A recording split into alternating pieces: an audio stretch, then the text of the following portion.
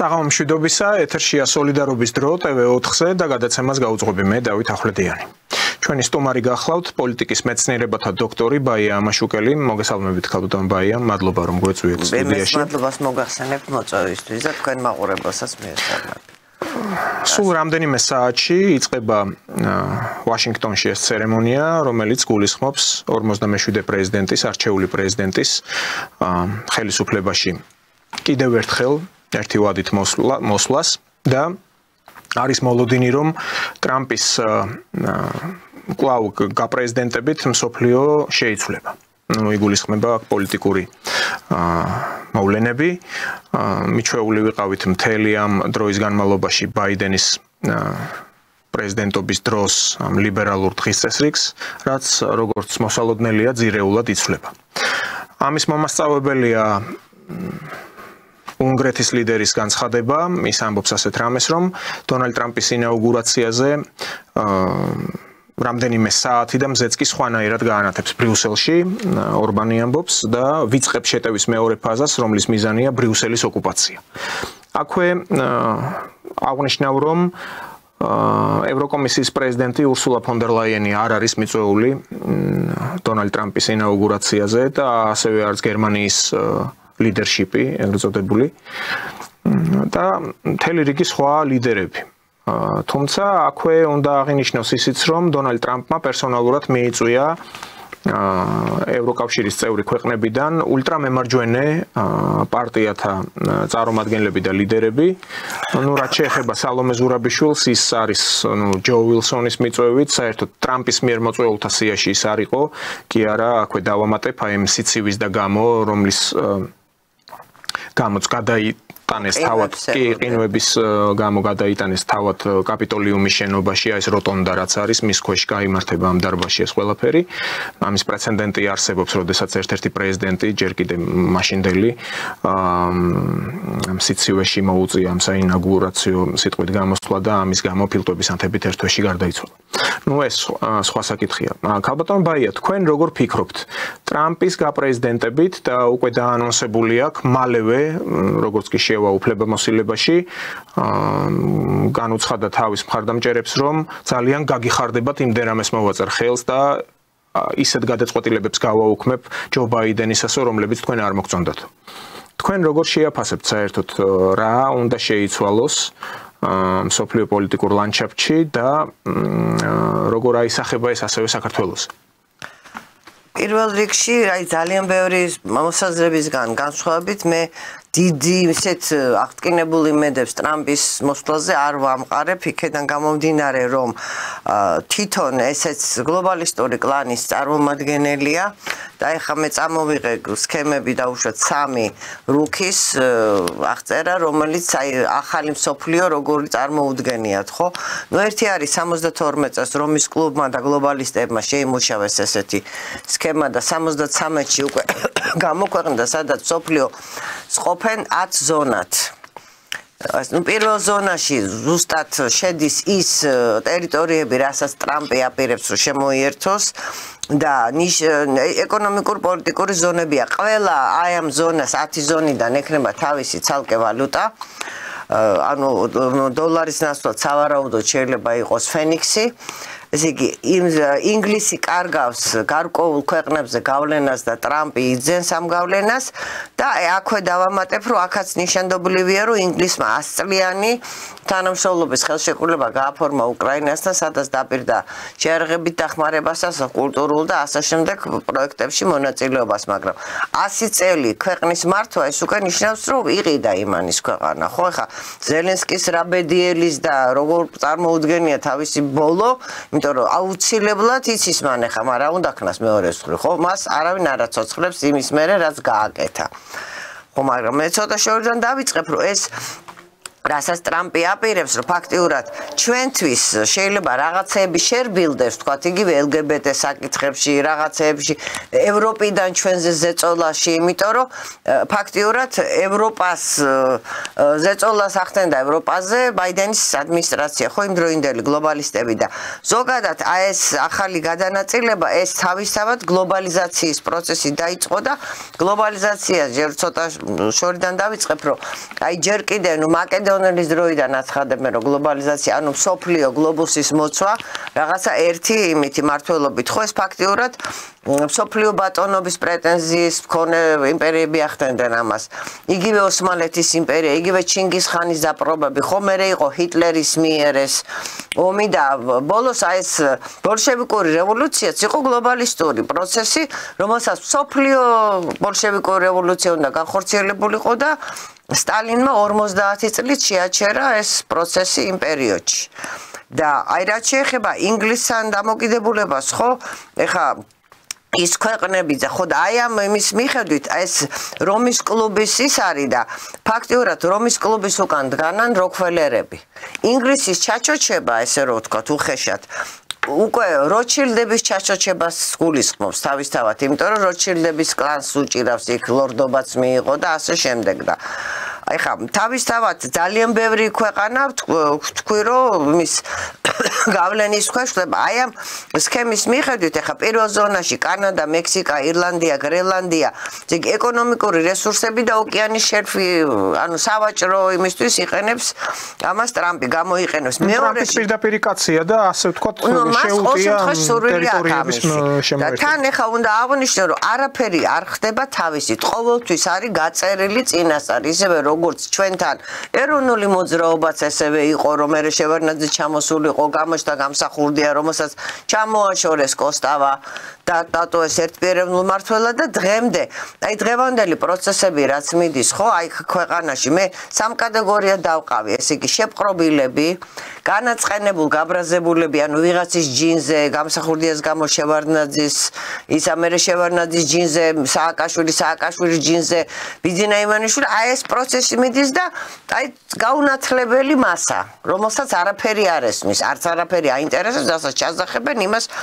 ამოძახებს აი მეორე ზონა ამათ რომის კლუბს აქვს ევროპა სადაც იტალია პირინეის ნახევარკუნძული ესპანეთი პორტუგალია საფრანგეთი სკანდინავია და თურქეთსაც კი მიაკუთვნებენ ამ ზონას როგორ არ ვიცი იაპონია ცალკეა მესამე იმაში შედის მეოთხე არის ავსტრალია სამხრეთ აფრიკის რესპუბლიკა და ახალი ზელანდია და მეხუთეში შედის ყოფილი საბჭოთა კავშირის სივრცე ანუ სადაც მოიაზრება SNG-ს ქვეყნებიც და რაღაცა გერმანიის ნაწილი და კიდე რაღაცა ევროპის ნაწილი ქვეყნების და აქედან გამომდინარე მე ვფიქრობ რომ ამ გეგმის შესახებ შესაძლოა ჩვენმა ხელისუფლებამაც რაღაცა წარმოდგენები ქონდა ბატონ ბიძინას ჩევლები ყავს და შესაძლოა მათ ეს იცოდნენ და ამიტომ ასე თამიმე განცხადებებით გამოდიან გესმით რომ უკვე ისეთი გეოპოლიტიკური იქნება და საზღვრების გადანაწილება მიდის რომ უკვე სად რა ვინ სად მოხდება არავინ არ იცის და თუ ეს ესე იქნება და ჩვენ ისევ იმ მხარეს ხვდებით რა საჭიროა ლეწვა მტრევა რაღაცა ვანდალური აქციების მოწყობა და რაღაცა საშინელებები ხო აი ვიღაცამ ხო უნდა აუხსნას ამ მასას რომ მაგრამ ნუ აქ ფაქტია ერთი ის არის რომ ნებისმიერი აქცია რაც იწყება საქართველოში იწყება იმითი რომ გადააყირაონ ხელისუფლება და მოვიდნენ თვითონ ამას არ აქვს მნიშვნელობა რა საბაბით იწყებენ სულ ერთგვარი ფორსირება ხდება ეს ძალები თუ ქუჩაში აქტიურობენ ახლა სალომე ზურაბიშვილი ნუ გასაგებია იქ სხვადასხვაგვარად მოხდა ინტერპრეტირება მისი ამ ინაუგურაციაზე ჩასვლის მაგრამ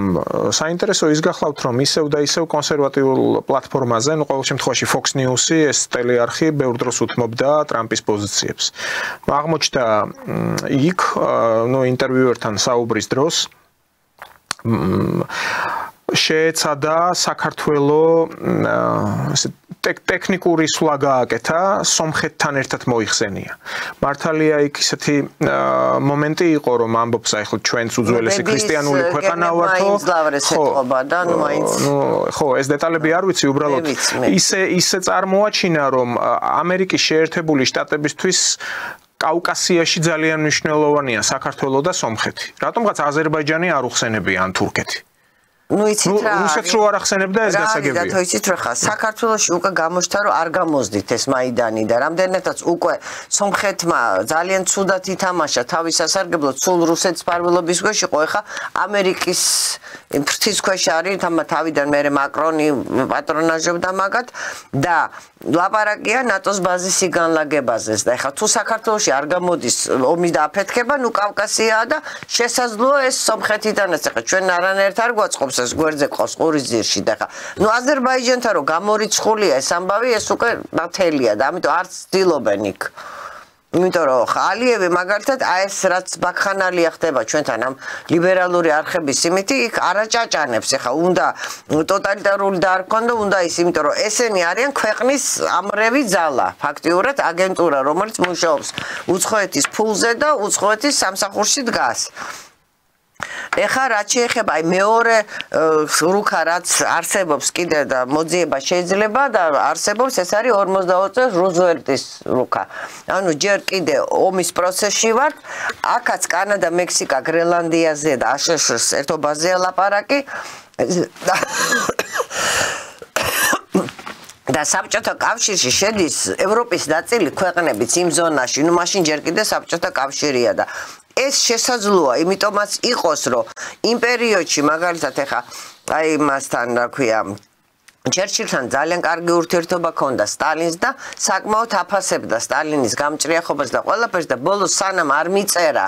რომ ისო უკვე დაწყებული ჰქონდათ გათავისუფლება ამ დაპყრობილი ტერიტორიების და ევროპამდე გავალო მხოლოდ მას შემდეგ მოკავშირეებმა იკადრეს და ჩაგახსნეს მეორე ფრონტი იქედან თორე მანამდე ცდილობენ რომ ბოლომდე დაეწრიტა და დაეცალათ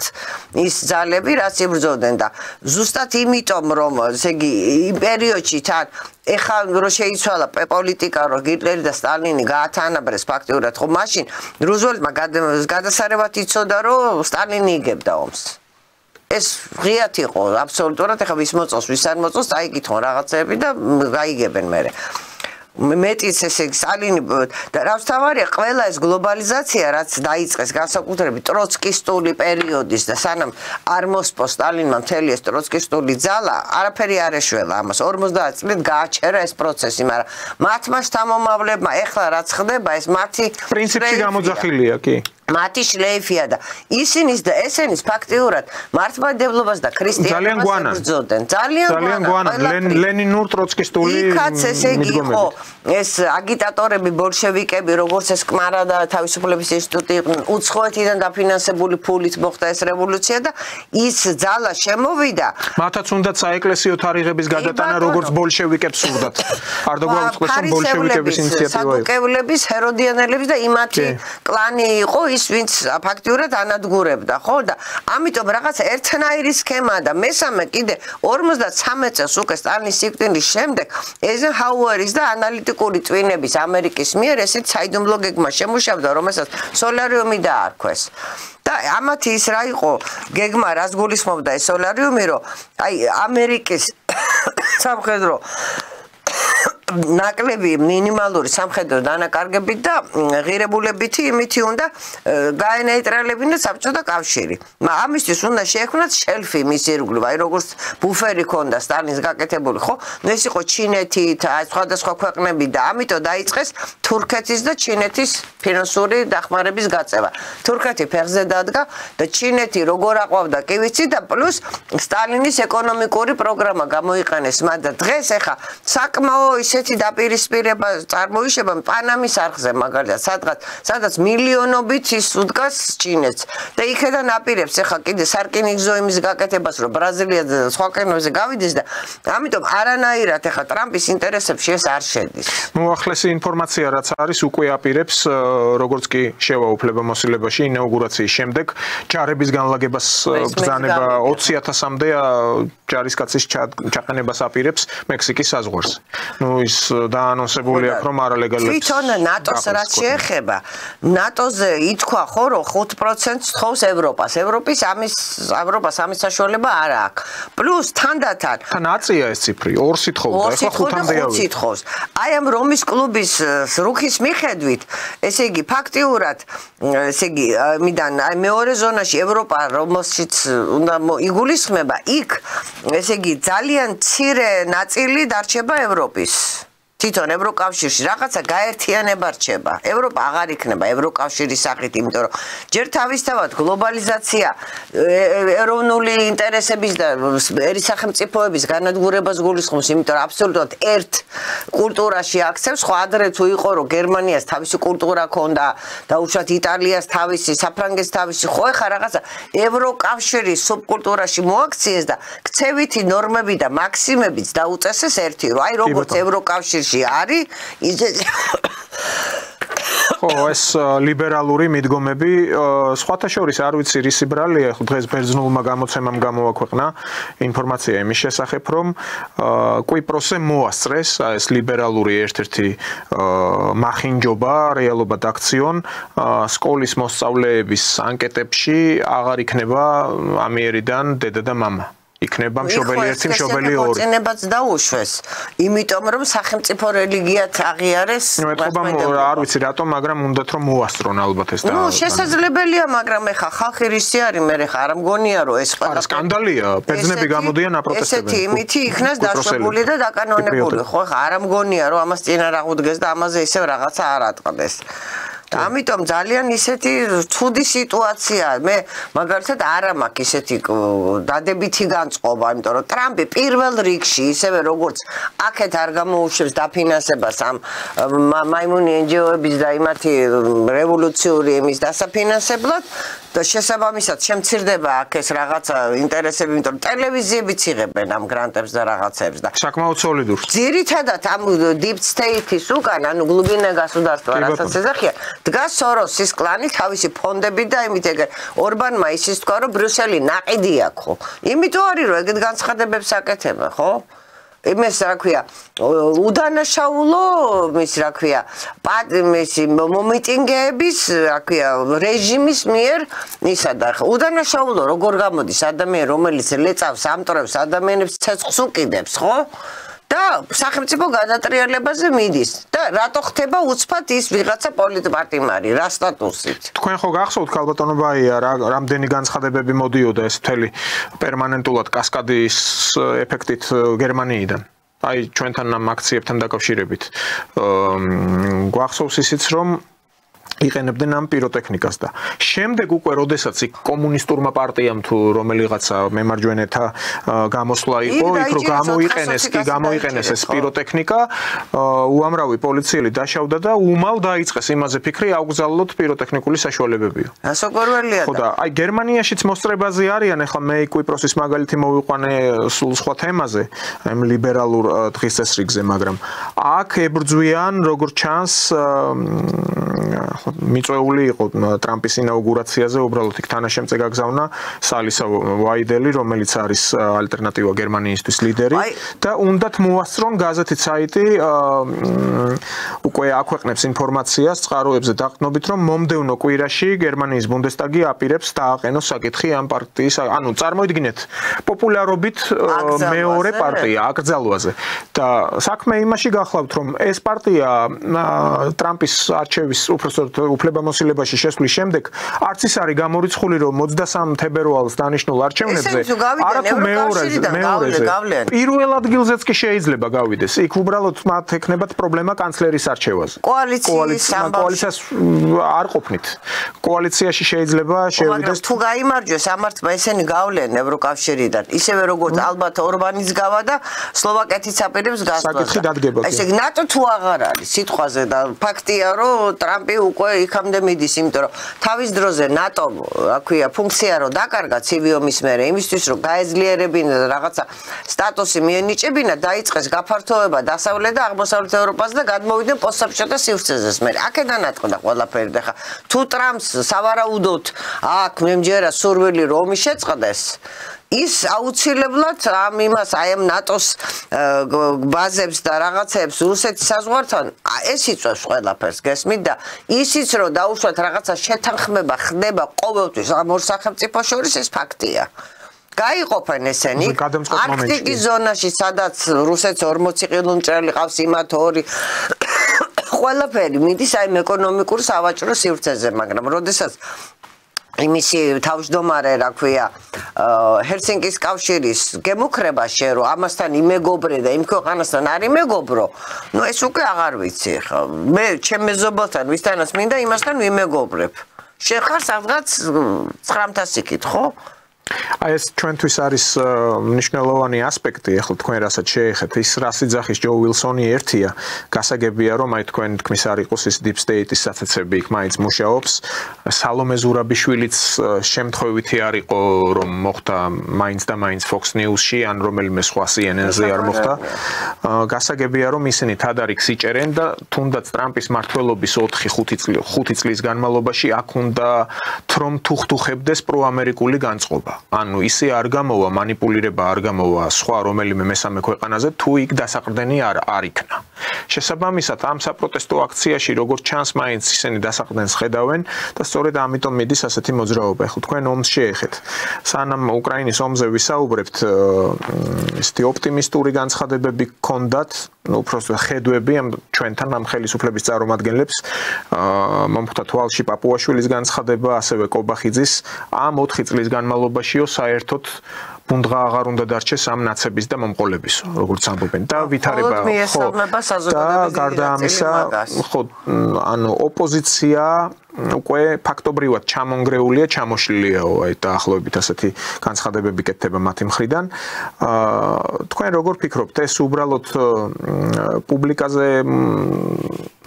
ზემოქმედებისთვის ნათქვამი განცხადებებია თუ სწორედ იქ იყურებიან თუ რა შეიძლება მოხდეს ახლა ორბანის სიტყვები ტყუილად არ ვახსენებ. არა, იცით რა, სავარაუდოდ იციან რაღაცები, იმიტომ რომ როცა ამდენი წელი აი უხმოთ ასრულებ იქიდან დირექტივებს, ხო და ფაქტიურად მაგან დაგუყვა ჩვენ, რომ ესკენი ის არ გააკეთო, ეს დათესე, ის არ დათესო, ეს ისწავლე, ის არ ისწავლო, ეს წამალი დალი, ის არ დალი, რაღაცა იცის ამ ხელისუფლება. მე ესე ვფიქრობ, მაგრამ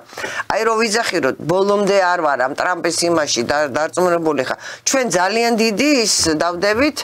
ფსონი რომ ასე რომ ვთქვათ ჩინეთზე, ხო, ეთელი ანაკლის ის რაც გავა ეს სავაჭრო ისინი და უშუალოდ ტვირთბრუნვები იქნება, ხო, ჩვენგან თურქეთი და მე ევროპაში გავა. ხარ ეს ყველაფერი უშლის ამერიკის ეკონომიკას და იმ ოკეანეში იმ ტვირთბრუნვას და ყველაფერს ხელს რაც მას აწყობს. ეხა ამერიკა პრინციპში ჩინეთს ებრძვის, ეხა ხა ცოტა შეცვალა პოლიტიკა, მაგრამ მე ჩინეთის ხელით რუსეთის ისიც უნდა. ერთმანეთის წაკიდება აქვს გეგმაში ეს. ამიტომ ეხა დღევანდელი იქ სი ძინპინის დაპატიჟება ეს არის რაღაც პოლიტიკური სვლა და საერთოდ ნათქვამია ხო რომ ესე იგი პოლიტიკა არ იცის მეგობრები მუდმივი. სი ძინპინიც არ ჩავიდა. ხო, ვინაიდან გამოჩნდებოდა სუდათ ინტერესები, ხო? და აი ამ ინტერესით მოქმედებდა ყოველთვის ამერიკა და ამიტომ არ აქვს მნიშვნელობა ხა ტრამპი იყო თუ ბაიდენი, იქ ეხა შეიძლება არ იყოს ეს deep state, მაგრამ რაღაცა ძალა არის, რომელიც აუცილებლად ისეთ პრეზიდენტს მიცემს წვანე ხაზს, რომელიც ამერიკის ინტერესებით იმოქმედებს და ასეთივე ინტერესით მოქმედებს თურქეთი. აი ჩვენ საბედნიეროდ ეხა ეს ბოლო რამოდენიმე წელი ჩვენი ხელისუფლებაც აი ამ პოზიციით მოქმედებს და ძალიან მისასალმებელია, მთავარია რომ მყარად ვიდგეთ ამაზე და არ დავთმოთ, იმიტომ რომ ღირსება, რაზეც ჩვენ დავიბრუნოთ ღირსება გახსოვთ 2012 წელს რო იყო. ღირსება ეს არის სწორედ, რომ შენი ქვეყნის ღირსება უნდა დაიცვა იმით, რომ არ მიცე უფლება ვიღაცას, რომ დაგამცირონ, შეურაცხყოფა მოგაყენონ, მიგითითონ რაღაცაზე, იმიტომ რომ ჩვენ ვიყავით აი იმისი რაღაცა პამპულას როლში ვიყურებდა, როგორც იმან თქვა, ხო, რა ქვია, ის რომ გამოვიდა როთი რო ის არის რა ქვია ოაზისია ევროპა და ირგვლივ ჯუნგლებია ჩვენ გვიყურებდა ბორელი იყო მაგრამ ესეც ამ ჭკუაზეა ეს და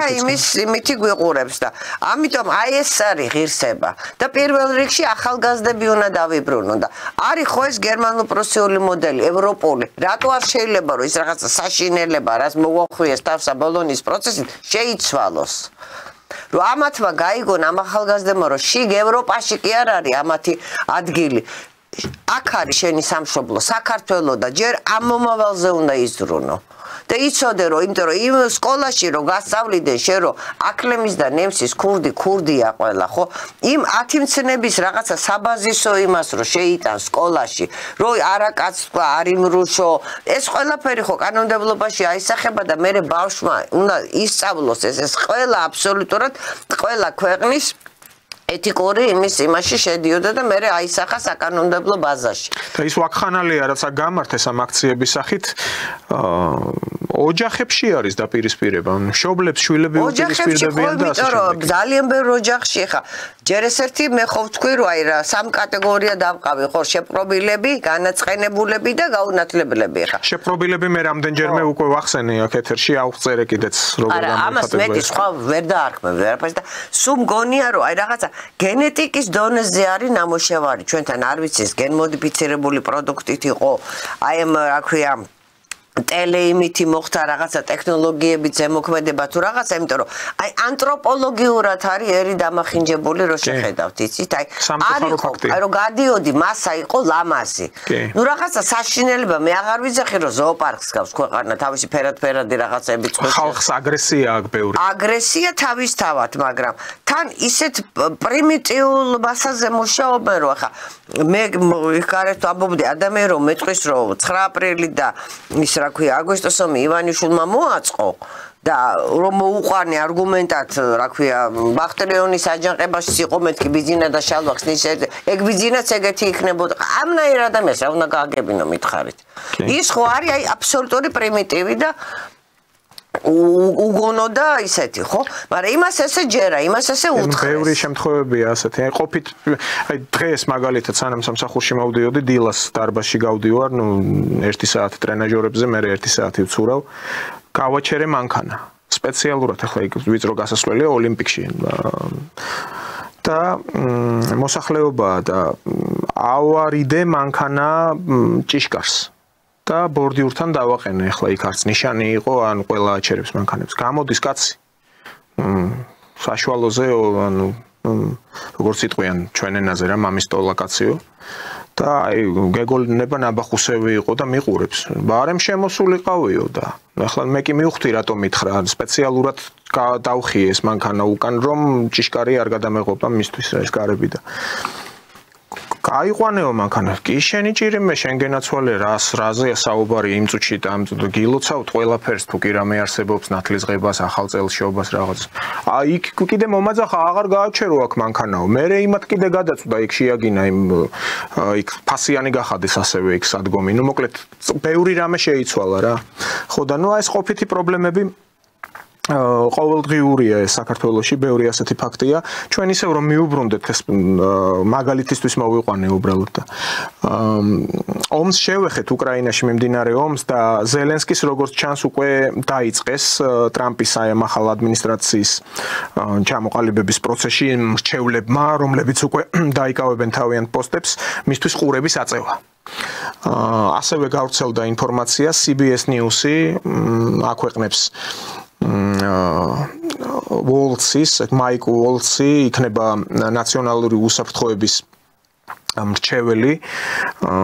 ტრამპის ადმინისტრაციაში და ის ამბობს რომ აუცილებლად იქნება ზელენსკი მზად სამშვიდობო მოლაპარაკებებისთვის და ასევე ზელენსკიც ადასტურებს რომ კი ტრამპის მოსვლისთანავე მე მზად ვარ დავიწყოთ მოლაპარაკებები. სპარადარჩენია. ხო, აი ასეთი მდგომარეობაა როგორც ჩანს და რუსული მედია ერთ-ერთ ანალიტიკურ სტატიასაც გავეცანი არ ვიცი ახლა სპეციალურად ფონს ქმნიან იმისთვის რომ პუტინი უფრო ძლიერი იყოს მოლაპარაკებებისას ვიდრე ტრამპი მაგრამ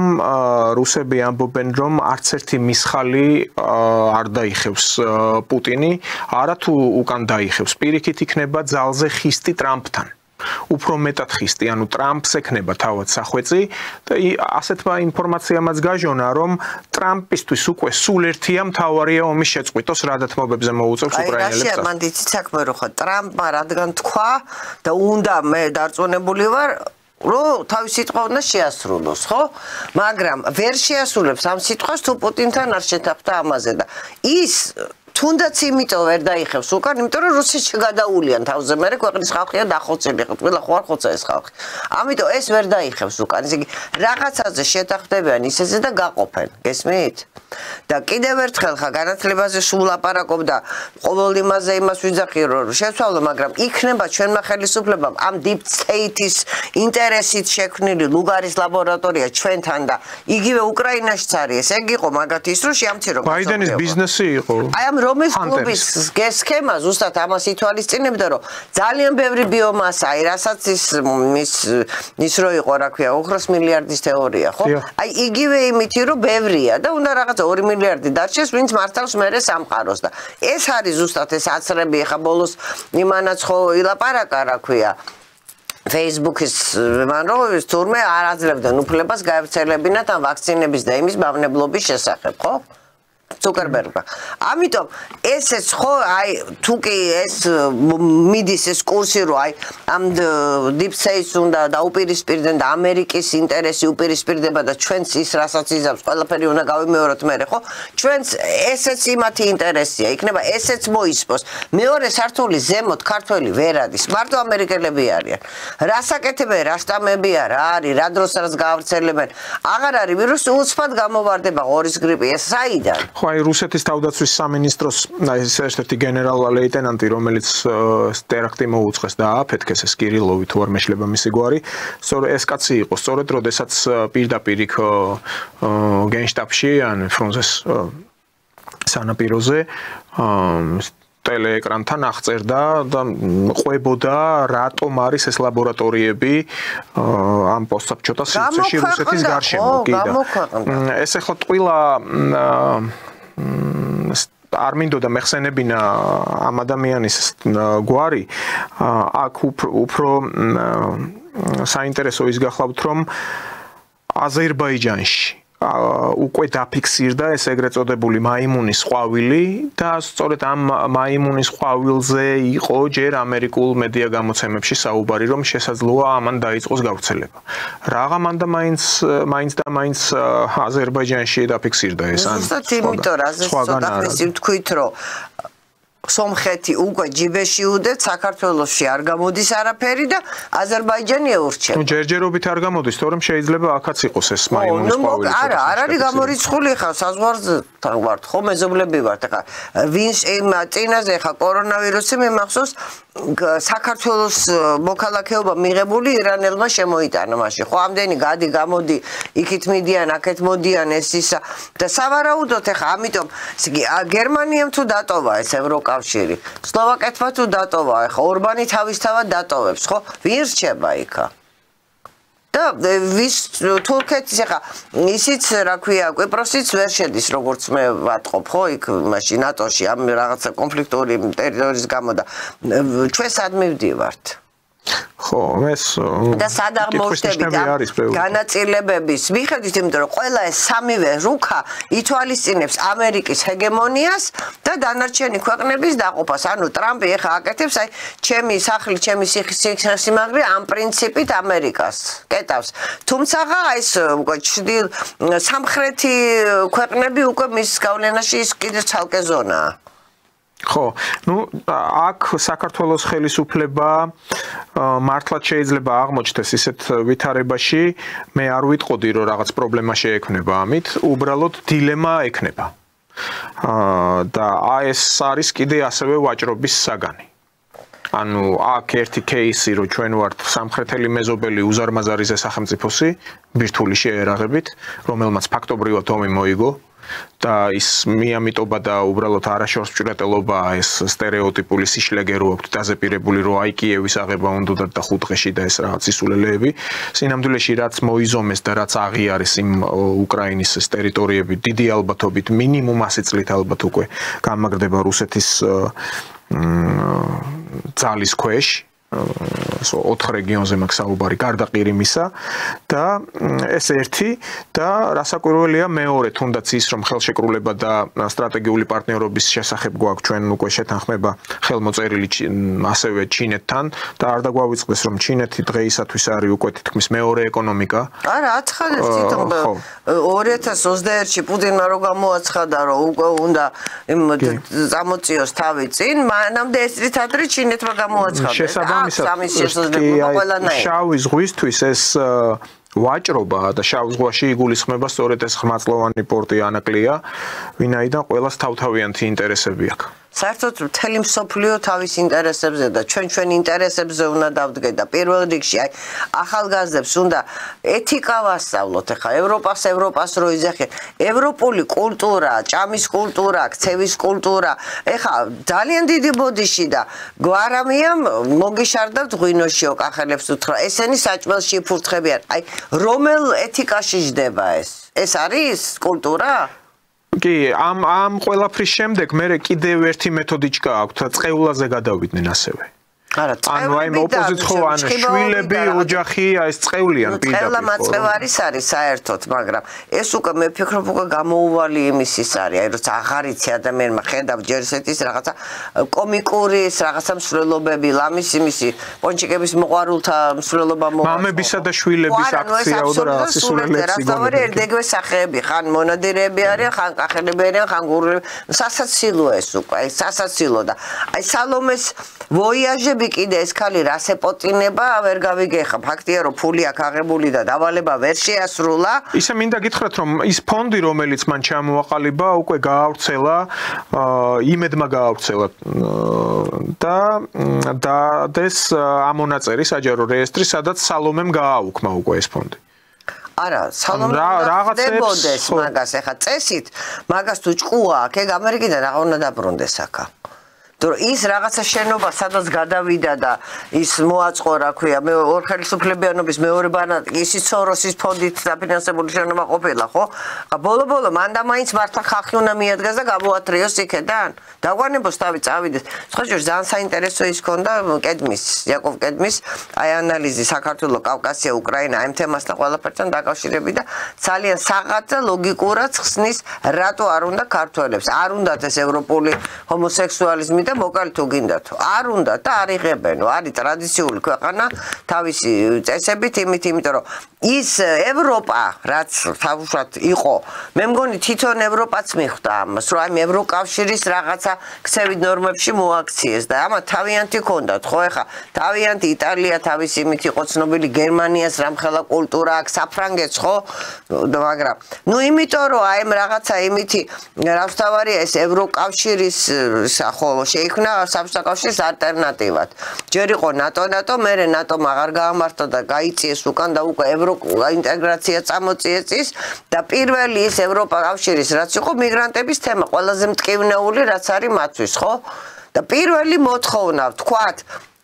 ზღაპარი ეს არანაირ ევროკავშირს ჩვენ არ მიგვიღებენ და ეს იცოდა ხელისუფლებამ და ამაზე უბრალოდ ღიათ არ თქვეს ეს მე უკვე ვწმუნდები ამდენი რაღაცის გასნობის შემდეგ და ამიტომ აი ეს ყველაფერი უნდა ისეთნაირად იქნეს გაფორმებული რომ პირველი მოთხოვნა იქნებოდა ევროკავშირიდან რომ მიიღეთ მიგრანტები მე არ მახსოვს იმ გერმანელი დეპუტატის გვარი რომელს პირდაპირ გამოგვიცხადა რომ მოლდოვას და საქართველოს სტატუსი თუ უნდა თუ არ ქონდა მაშინ მიგრანტები უნდა მიიღონ თქვენ თუ გახსოვთ ბატონო ბაია ემანუელ მაკრონის ზარი ბიძინა ივანიშვილთან. ნუ ეს საუბარი რო შედგა მათ შორის, ხომ არავინ არ იცის რაზე შედგა. ნუ ისეთი ძალიან მწირი ინფორმაცია იყო, ვითომ საქართველოში მიმდინარე ამ არეულობაზე, ამ პროცესზე, რაც იყო ამ აქციებით გამოხატული. იქ დიდი ალბათობით არც ის არის გამორიცხული რომ ბიძინა ივანიშვილისგან მოითხოვეს და მაკრონი პრინციპში უკვე დაფიქსირდა ასეთ ლიდერად რომელიც ცდილობდა პოსტალიონის და რაღაც მედიატორის ფუნქცია შეესრულებინა ჩვენ გვახსოვს ისიც როგორ იჯდა იმ გრძელ მაგიდასთან პუტინის პირისპირ როდესაც ვითომ უკრაინის საკითხში მოკლედ ცდილობდა თავისას არც ის არის გამორიცხული რომ სწორედ აი მდევნილების რომლებიც ძალიან ძალიან ბევრნი არიან სირიიდან, სტოლვილები და გერმანიაში ძალიან ბევრი არიან და ასევე საფრანგეთში. ითხოვა რომ იცით რა რაღაცა ალბათ გექნებათ პრეფერენციები, ოღონ გახსენით საზღვარი, ან თქვენთან მოათავსეთ რომ გავიდნენ ისევ თავიანთ ქვეყანაში. ეხლა ეს არავინ არ იცის, უბრალოდ ბუნებრივად გიჩნდება ამაზე ფიქრის საფუძველი. კატეგორიულად წინააღმდეგი ვარ მე, იმიტომ რომ ეს მიგრანტების თემა თვითონ რატო შეუქმნა პრობლემა ევროპას, ხო? იმიტომ რომ ისინი თავიანთი კულტურით შედიან იქ და თავიანთ კულტურას და ტრადიციებს ამკვიდრებენ და ჩვენ საკმარისად უკვე იმდენი ეთნოსი ცხოვრობს ამ თუნდაც თბილისში, აღარ ვიზახ საქართველოში. უკვე მეტი პრობლემა არ გვჭირდება და აქ შემოსული უკან არავინ აღარ მიდის. ეგერ ტრამპიც კი იძახის, რომ არანაირი მიგრანტი და ისიქ აღარ იქნება, იმიტომ რომ ეგ არის პრობლემა, ეს მიგრანტების მაგათი ის არის ვალდებულება და იმიტომ ჩავიდნენ ისინი. ჩვენ არა გვაქვს ეს ვალდებულება არავისთან, არც კოლონიები ყავდა, არც მონებაც ყიდით არავის და არც ასე შემდეგ და ეხა ეს ძალით, იმიტომ რომ შენ როდესღაც სტატუსი მოგცეს, ისიც კითხვის ნიშნის ქვეშ, რომ თუ დარჩა როდეს მე ევროპა, цаრიელ ევროპაში შეგიყვანენ და დაგსვამენ და დაგდებენ და გეტყვენ, აბატონო ხო ხარ აქა. მერე რას ვაკეთებ ფიქრო ვარ. განგრეული ეკონომიკა გერმანია საერთოდ ჯერ თავის დროზე აკრძალული ქონდათ ამ ევროკავშირის ქვეყნებს რუსეთთან ურთიერთობა. და გერმანია არ გვაძლევდა ჩვენ ნატოში შესვლის იმას ზუსტად გაზის გამო. გაზის გამო და მთელი ეკონომიკა დაენგრა, საწარმოები გაუფუჭდათ ყველაფერი და ამიტომ იყო რომ ეს უნდა შესულიყო ამერიკიდან ის ფიქალის გაზი, რადგან ეს არ იყო, მაგრამ ნუ პრობლემა შეექმნა ძალიან დიდი. და ნელ-ნელა შოლციც კი ლაპარაკობს უკვე პუტინთან და ფონ დერ ლაინმა თქვა ხო თავის სპირით რომ ჩვენ იზოლებული ვართო ვიყიდოთ რუსული გაზიო, რომ არ გამდიდრეს პუტინი და სხვა ქვეყანას არ მიყიდოს. ხო, კარგი არგუმენტია ესა. ხო, პუტინი რადგან ახსენეთ, ახლა ამბობს ესეთ რამეს, რომ ამერიკის შეერთებული შტატების ახალ ადმინისტრაციასთან უკრაინის კონფლიქტის შესახებ დიალოგისთვის ღია ვართო. ანუ არაერთხელ ითქვა იმის შესახებ, თვითონ ეს პუტინიც და სხვა მისი თავრობის წარმომადგენლები ამბობდნენ, რომ რუსეთი მზად არის ვარი არასდროს არ უთქვამს, უბრალოდ აი ეს ჩამკეტი, რაც თავად მიიღეს უკრაინელებმა, ზელენსკიმ ხელი მოაწერა, რომ არავის არ აქვს უფლება დაიწყოს განაახლოს მოლაპარაკებები რუსეთთან, აი ეს გააუქმონო და ხვალვე შეგვიძლია ვისაუბროთ. და ამ განცხადებას ახლა რა თქმა უნდა ყველა დაარაკეთებს, იმიტომ რომ ხედავს რომ მოდის ეს ტრამპი გაცხადებული აქვს, თავად აქვს სურვილი რომ სასწრაფოდ რამდენიმე დღეში უკვე დაავალა იქ მრჩევლებს და იმ ხალხს, ვინც მის ამალაშია გარშემოტრიალებენ, რომ ინაუგურაციის შემდეგ რამდენიმე დღეში უკვე შედგეს დაინიშნოს, ჩანიშნონ პუტინთან შეხვედრა. სად მოხდება? ახლა რამდენიმე ქვეყანა დასახელდა, იქ შვეიცარიამ შესთავაზა, მერე იყო ლაპარაკი არაბეთზეც და ვინაიდან ორივე ქვეყანა კარგად არის ახლა ეგ. მაგრამ აი ნახეთ, მან არსად უკრაინა არ მოიაზრება. უკრაინის გარეშე ხდება სამსაკითხო. ამიტომ ვიძახი მე რომ ესენი უკვე მოლაპარაკებული აქვს და ხა პუტინი თავისი ვაჭრობის იმითი წავა, თავისი რაღაცებით რასაკურია ტრამპს თავისი ინტერესი აქვს და ამიტომ სანამ შევასყდებით და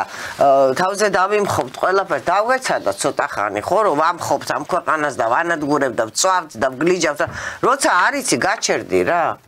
მე იქ არ მინდა მე აქ არ მინდა არავინ არ გეკითხება სამწუხაროდ აღარ ახარ დავით აღმაშენების საქართველო რომ შენ წყვეტდი რაღაცებს ჩვენ ვართ ესე ხა უკვე რამდენი ხანია ხო რომ ან იქით ან აქეთ და ეს სოფლიო გადანაწილება მეორე სოფლიო ომის მე აღარ მომხდარა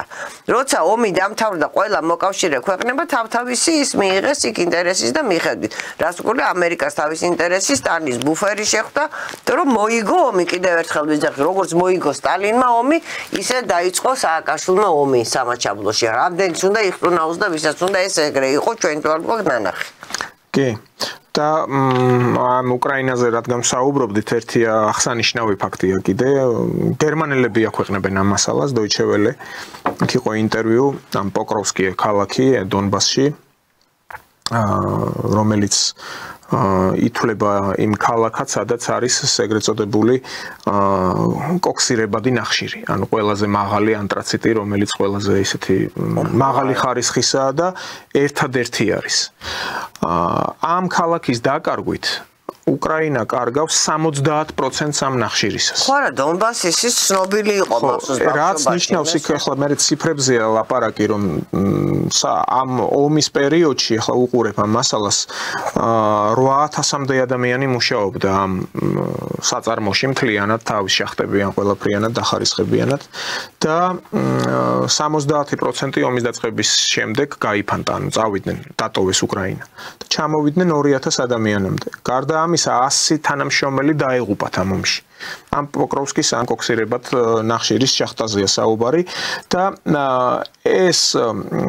წიაღისეული აი კონკრეტულად ამ ქალაქიდან ამარაგებდა 90%-ს უკრაინის მეტალურგიული წარმოებისას. აი წარმოიდგინეთ, კარგავენ ამას. ეს ამ ქარხნის ახლა მართველი დირექტორი ამბობს, რომ ჩვენ ამ ქალაქის დაკარგვის შემდეგ ნახევარ წარმოებას დავკარგავთ ფოლადის წარმოებისას და რაც უდრის დაახლოებით 3 მილიონ ნახევარ ტონას. ეს არის კოლოსალური დანაკარგი, დაახლოებით 5 მილიარდი დოლარის ეკვივალენტი ქვეყნისთვის. ანუ ფაქტობრივად ქვეყანა გააცამტვერეს. უკრაინა მოსწეს. მოსუფთავეს ბოლო უკრაინელებამდე. უკრაინა არის მოსუფთებული და ვიღაცას ელოდება. დუსავარაუდოთ ახლა ინგლისის იმითი ხო ეს ანგლოსაქსონური ისა ყოველთვის იქ არის ბეღელი ხორბლის. Ну, დავანებოთ თავი ქვანახშირს და რაღაცას და იმიწებს ისე კარგად შეიძლება გამოიყენო როგორც ადრე ჯოინტს რო მიყიდა ლენინმა ყირიმი და იქ უნდა მე-16 რესპუბლიკა ისრაელის რესპუბლიკა იყო გეგმებში ანუ ეს გეგმა არ დაუკარგავს აქტუალურობა ამას იმიტომ რომ დაიწყო მე სტალინის დროს ცოტა ამოიწივნენ ზემოთ ავიდნენ და დნეპროპეტროვსკში უნდათ ანუ ბირობიჯანში კი არა დნეპროპეტროვსკში უნდათ იმიტომ რომ ებრაელები სტალინმა მაშინ ხრუშჩოვის ხელით გადასცა ყირიმი უკრაინას, იმიტომ რომ ვალი იყო დიდი გასასტურებელი 56 წლამდე. და ამით გაანოლა ეს ვალი, მაგრამ მე რო დაიწყო ეს უკრაინის ომი უკვე გავცელდა ზეციური იერუსალიმის თემა. და უკვე წარწერებია იქ ხა ებრაული და რაღაცები რომ იმიტომ რომ ხა მოდი ამასაც ვიწყებ არემ რომ ხა პრინციპში ისრაელი სადაც ეს მეორე მის პოსტამის კომის რო შექმნი გაეროს შექმნა რო იდგა და იმისი რა ქვია ისრაელის სახელმწიფოსი ნუ ხა იმითი რომ მოსე მატარა 40 წელი ხო თაფლი და კარაქის დიოდა იმიწას და ახთმულ მიწაზე მივიდა რეალურად არის უდაბნო აქ არის ესეთი ნოყიერი მიწები ხა რატო არ შეიძლება კი ამ წუთას კონფლიქტი გაჩერდა იქ პალესტინას და ისრაელს შორის შეწყდა მაგრამ რატო გამორიცხავს ვინმე რომ ამ ცარიელ ტერიტორიაზე სადაც ოდესა გომელი ლვოვი ყოველთვის ხაზარები ცხოვრობდნენ იქ რომ ერთი დიდი ხაზარების ის შექმნა რაღაცა ნაწილში ხო აბა ვინ არიან როჩილდები მაგათი ის არის კლანის ის არის მაკეთ. ინტერესები შესაძლებელი აქეთ როკფელი, ანუ ორი კლანია დატაკებული გლობალისტების. ანუ ტრამპიც გლობალისტია, გესმით თქვენ, ამიტომ კი ბიზნესმენია. ტრამპიც გლობალისტია, უბრალოდ ეხლა როგორ ხდება? ანუ კი არის საუბარი და ყველა ამბობს რომ ებრძვის. აი შიდა პოლიტიკისთვის პირდაპირ გუშინ ნახეს სია სხვადასხვა მიმართულებებით. მეხუთე პუნქტად იყო შიდა ამერიკული პოლიტიკის თვის სწორედ აი ამ ლიბერალური დოგმების მოშორება, საერთოდ განადგურება. და შესაბამისად ახლა ის კონსერვატორები და ეს აქცენტი ვიზეცაა გაკეთებული და ინაუგურაციაზე სულ მემარჯვენეები რო ყავს დაპატიჟებული ეგრეთ წოდებული ულტრამემარჯვენეები შესაძლოა მაგრამ ცვლის მთელ ამ პარადიგმას ანუ ის იმას კი არ ნიშნავს რომ იცით აი თქვენ გენაცვალეთ ახლა ყველას ტრადიციონალისტებო და კონსერვატორებო მე აი ესეფე სიტყვა რო ვთქვი და ამიტომ ახლა ყველა თქვენ რო შეიცვლებითო ძალიან კარგია სინამდვილეში იღებს იმ ლიდერებს იმ ქვეყნებში სადაც ისინი იქნებიან მისი მორჩილების ქვეშ. ეს ხდება ელემენტარულად, სხვა კი არაფერი. ეგრე ამერიკა სხვანაირად ვერ მოქმედებს, ეგრეა. კი, ну, უბრალოდ თავარია ჩვენ გავართვათ ამას ყველაფერს თავი. უნდა გავართვათ. ხო, ну. და ვერ გავართმევთ, სანამ ესენი არ დაინაწილებენ, იმიტომ რომ სამწუხაროდ ჩვენ ვერაფერს ვერ შვებით. ერთადერთი აი ის მომენტი მაინც უნდა გქონდეს, რომ აი ორი აკლები რო ჭუბობს, არ გავეჭყრიტო შუაში გოზაგებით. ყოველთვის ესე გვემართება. კი. ну ორბანის სიტყვაც იქნება გადამწყვეტი გამოჩნდება ეხლა ყოველ შემთხვევაში დღეს არა და ხვალ ძალიან დიდი იმედი აქვს ეხლა რომ აი ტრამპი და ასე და ისე და ესენი რაღაცას გააპროცესებენ მაგრამ მე მაქვს ინფორმაცია ორბანმა საკმაოდ კარგი მასალები წაიღო აქედან იქ ინფორმაცია რა ხდება ხო თუ როგორ უფათურებდა ხელებს ბაიდენის ადმინისტრაცია და პლუს ну რადიკალურად უნდა აი ბაიდენის პოლიტიკის და იმ რაღაცა ეკონომიკური გარღვევების და რაღაცებით ფაქტიურად დასვა ნოლზე გადამხდელების იმით ხდებოდა ეს ყველაფერი ხო და აღარც იმას აღარ აქვს ამ ევროპას ამის თანხები ხო გერმანიას თხოვენ რომ გადაიხადე პოლონეთმა პირდაპირ გამოაცხადა რომ მას არანაირი პრობლემა მიგრანტებზე არ ექნება იმიტომ რომ უბრალოდ არ შემოუშვებს მორავეც კი მიიწვია როგორც მემარჯვენე ანუ პირდაპირ აი მიზან მიმართულად თავის ორბანმას თქვა რომ ეხლა ავდგებიო და დავიქირებ ავტობუსებს ჩავსვამ და გამოუშვებ ამ მიგრანტებს თქვენთანო ევროკავშირის დამანებით თავი უთხრა და ჩვენ იმასავით ოღონდ ვიღაცამ რაღაცა გადმოგვიგდოს და მე მგონი ახლა აღარ იქნება ეს დიდი იმედი მაქვს მაგის. ხო, ну ერთია რა თქვა ახლა იქ კობახიძემ ან პაპუაშვილზე სხვათა შორის გამახსენდა რაც ბრძანა რომ მთავარია ჩვენი ქვეყნის ინტერესები თუ არ დავიცავით, ანუ საბჭოთა კავშირში ვიყავით და ნებისმიერ კავშირში რო შევიდეთ, ეს იგივეა რომ საბჭოთა კავშირში შევდიოდეთ, ან პრინციპში შეიძლება ადამიანი დაეთანხმოს, მაგრამ აქვე მეუფე იაკობმაც საინტერესო განცხადება გააკეთა. არ უქადაგია უბრალოდ თქვა იქ მოვკარი თვალი, რომ როდესაც რაღაც გაერთიანებაში გიწევენ ჯერ უნდა შეისწავლონ ხო რა არის შენი ინტერესი ან ტრადიცია რას წარმოადგენს რა გსურს რა გინდა და ის რას მოგთხოვს მაგრამ ამათ ახლა აქ რეალობა როგორი გაჩნდა სულ რაღაც 10-15-20 წელიწადში ну ეს არის ძალიან მცირე დრო ისტორიისთვის რაც მოახერხეს დიდი ფინანსური ინიექციები რაც ჩაიყარა გნებავთ სააკაშვილის დროსაც ამას მიეცა გასახანი შეძლეს რომ ახალგაზრდების ტვინი რომელიც არის ღრუბელივით და კარგი მასალა არის შთაგონებისთვის და ამ პროპაგანდის ესეთი შედეგი რომ მიიღონ ეს მოახერხეს რომ მათ შეუცვალეს ცნობიერება და ის კიდე ახალგაზრდები არიან მაგრამ უკვე დასრული ხალხი გნებავთ ყოფილი ელჩები მთელი რიგი კიდე გეგონება დაბინდული აქვთ გონებაო რადგან ის სიკეთეები რაც ნანახი აქვს რაც ადგილზე დასავლეთში სწორედ მან დავარდა განვიხილავ იმიტომ რომ ვისაც არასოდეს არ ქონია არც მის წინაპარი არავის კავშირი ხო ჩვენ გავიზარდეთ მე მაგალითად ეხა 4 დანაჩანგლით მასწავლი და ეს ევროპული მის ჭამის კულტურაა ნუ ეტიკეტი როგორიც იყო ხა შენ როდესაც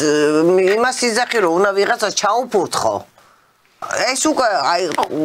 გადის ყველანაირი ნორმის ზღვარიდან, ხო? ეგ არის კულტურა. ევროპა პირველ რიგში იყო ეტიკეტი. მიუხედავად იმისა, რომ მე-17 საუკუნეში თვითონ ევროპაში გამოვიდა ბროშურა, სადაც ეთყობა იდგა პრობლემა, ეწერა, რომ არ შეიძლება სუფრაზე, მიცი, სუფრის პირის გაწმენდვა. ну ბევრი რამეა იქ ახლა მარცხენა კოუზი უბრალოდ დანა ჩანგალი როგორ უნდა იყოს რომ ხელში ეჭიროს